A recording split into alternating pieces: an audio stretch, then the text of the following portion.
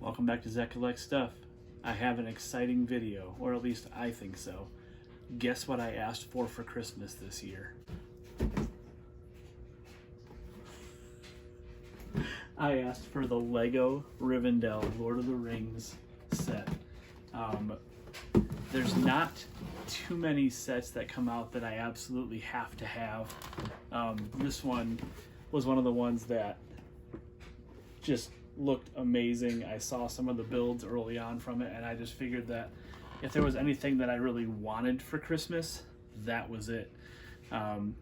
So I got it, I built it, and I'm going to kind of give you the rundown of how it looks. So, quite a surprise to be able to get this for Christmas, and then the ensuing build that took forever, but it was definitely worth it. So let's take a look at how the build went. As you can see behind me here, I carved out a space for it on my desk. I had to move a bunch of my card boxes around, but I figured once I put that together, I wasn't going to want to put it back into a box or into bags and tuck it away. I have to have that one on display where I can see it. I feel like it just kind of makes me happy. So I'm going to give you a close-up of some of the minifigs and kind of the cooler features that the build entails, and some of those are going to be featured through the videos that I'll show you throughout the build there. But definitely just a cool build.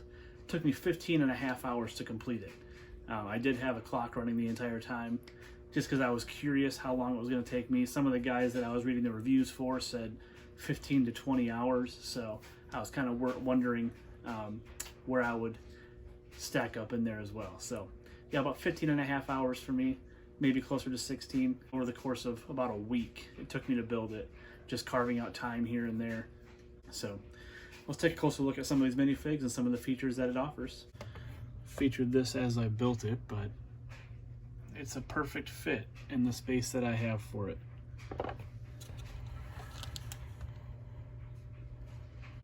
The color scheme of it, the detail work, the roof, which I'll talk about in the video, is kind of aggravating, but you can see why. It took a while to get that precise and nicely lined up. There are some extra figs in there that I'm going to leave in there, but I'll focus on some of the figs that I wanted to focus on. I have this beautiful stained glass Lord of the Rings card set, and so I figured I'd show it off along with some of these figs. So Bilbo, this is the Bilbo fig. Kind of simple. He's got his walking stick. Pretty cool. Merry and Pippin, of course, featuring food. Love the sculpts on them. The clothing is perfect. Matches a lot what they were wearing in the movie. Sam is great. He's got his trusty frying pan there. Legolas, of course, with his bow.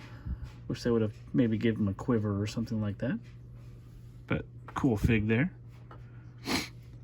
Gimli, probably my favorite figure, just for the detail of the hair and the helmet and the beard. It comes with an extra hair piece, so if you don't want to use the helmet, you can, but the axes are definitely cool. Gandalf, of course. Gandalf the Grey.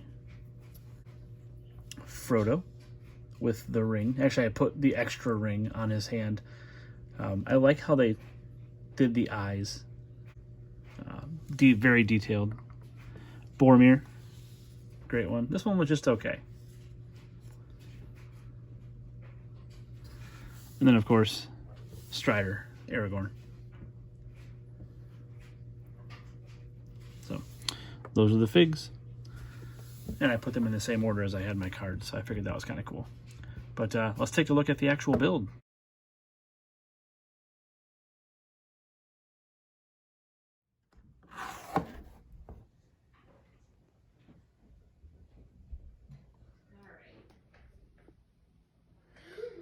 Looks like 34 bags. Bags 1 and 2. Addition of bags 3 and 4.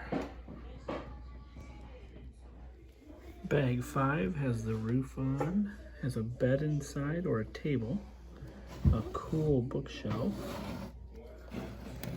these really neat statues, elven statues all the way around the outside. So So that's after bag 5. Only 42 more to go. Bag 7 is this great decorative wall on the outside with some great trim, cool sticker work there, and a great bedroom on the inside. Bag 7 is giving some great details. Has the archways here. Up here, it has Bilbo's little writing station. You can see the title of the book there and back again. Cool little desk. It's got the ink and quill.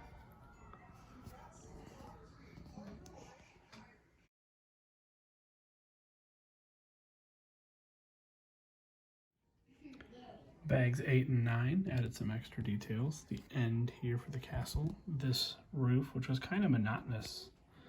Each of these little individual pieces to put on there. But looking cool so far. Bags 10 and 11 focus on the steeple here, or whatever you want to call it. But you put the roof on here with bag 10, and then of course the top here was built with bag 11. This is the finished product of the far end of the Rivendell castle. So there's 3 minifigs in the first 11 bags. You have Frodo and Samwise, and then you have Bilbo up here. And then of course you have all of the statues.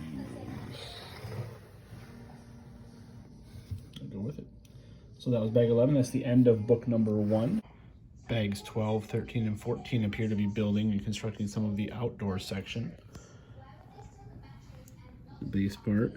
Got the waterfall going in here with some cool little gems behind here. It's got the little tiny frog down behind there. And this minifig. After bags 15, 16, and 17, we're adding some extra details here to the outdoor section. Got this cool little outdoor kitchen with the hearth there. This is the inside. Cool little archway. So, that's the details so far. On to bag 18. Bags 18 through 22 have really provided some awesome additions to this outside part. First of all, take a look at the covered building here that it adds, a gazebo if you will. Great details up here. The trees look really cool. I think just the outdoor area itself with the hearth. Super cool stuff going on here. So excited to see how it goes. This is the finished product for the outdoor area. Now it's on to the big portion of the building. So here we go. Bags 23 through 24, bigger building. But look at this floor. So cool. Such a detailed floor. I don't think I've ever seen that in a set that I've built. Pretty excited to see how this comes out and the details that are forming already. Bags 28, 29, and 30 start dealing with the upper structure of the big building. Built this pretty cool staircase, a bunch of different pieces coming together for that. These archways are looking fantastic. Gonna be pretty awesome. Bags 31 through 39, a lot has happened. We have this area here, which is going to be in addition to the building. This roof, this is enough to make me want to gouge my eyes out. Putting these in meticulously and then making sure that they are all lined up. It's a pretty tedious task. Great steeple on top. Here's the inside so far. Got the archways. The sticker art on these is pretty cool. And then the detail work is really what makes this set. The interior looks so cool. Bags 40 and 41, I believe, is where I left off. This is kind of what we've been working on here, is just really cool outdoor area from the main building. Again, we have some of the roof work there. These pieces take a long time to get on there, but they look great when they're done. Again, great white accents here. It's just a cool addition to the bigger part of the big building. And it's going to be connecting into the outdoor area there. So really excited to see where this is going next. Only about 8 bags left. Possibly one of my favorite parts of the build here is right towards the end. You're building the main fellowship meeting area with this cool tree.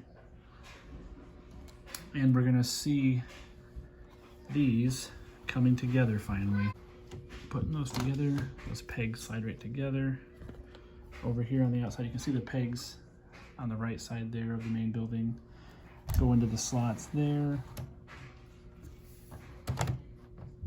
Man, 15 hours in, this is what it looks like.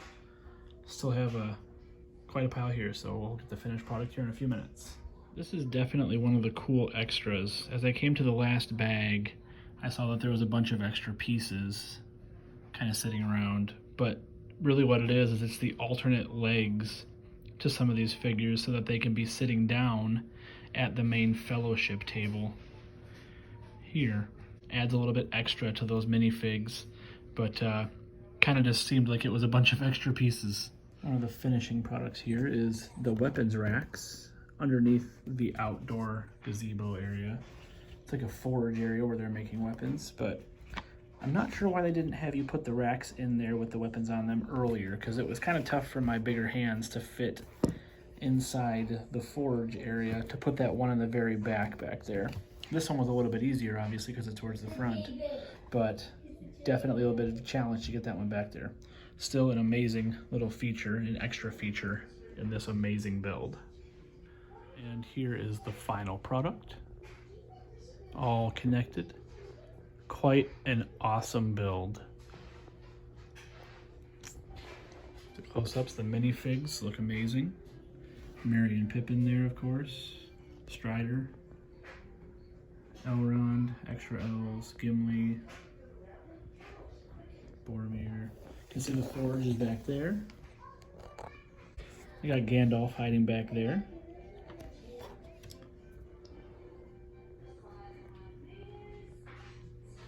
That is a little bit concerning is when the pieces slide together, they do not stay together securely. There's no like pop to make sure that they're secure in there, but still pretty excellent.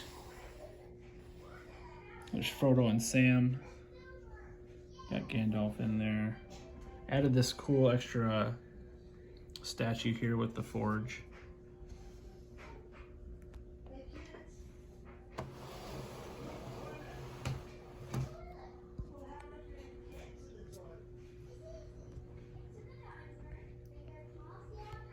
One really cool thing about them coming apart a little bit easier is that it'll be easier to move in 3 pieces rather than one big piece.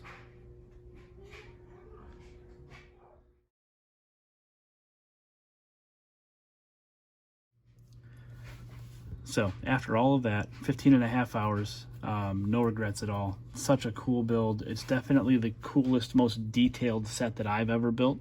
I typically have not built the larger sets. I've never gotten a UCS set for Star Wars or anything like that. But this was definitely the most intense build, the most pieces I've ever done in one build.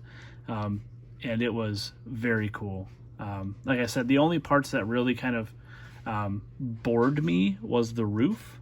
The roof, putting all the single roof tiles in was very monotonous and you had to straighten them. But everything else in the build, just so many cool little details here and there.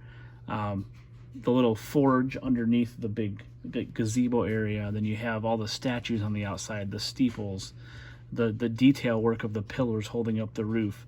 All of those things were just such a cool detail-oriented build, and at $500 you probably should expect that.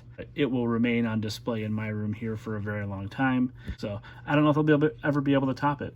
I do have, however, the Spider-Man Daily Bugle set that I have not built yet, and the reason being that one is like 4 feet tall or something ridiculous, or 3.5 feet tall, so I don't have the space for that one. But this one fits nicely on my desk. It is pretty wide, takes up a lot of space. However, I'm able to kind of tuck it in there, and it'll be on display for a while. This is a different kind of video for me. Obviously, we had one back in the summer where I found a bunch of Legos at the Lego at the yard sale, but this one is one that was just a brand new Lego set. I had to build this. I had to do a video on it just to kind of chronicle each aspect of it. And I hope you enjoyed. So if you ever have any questions about this type of collectible stuff or pop culture stuff for Lego, feel free to share it with me in the comment section down below. But until next time, keep collecting, have fun, and I'll talk to you soon.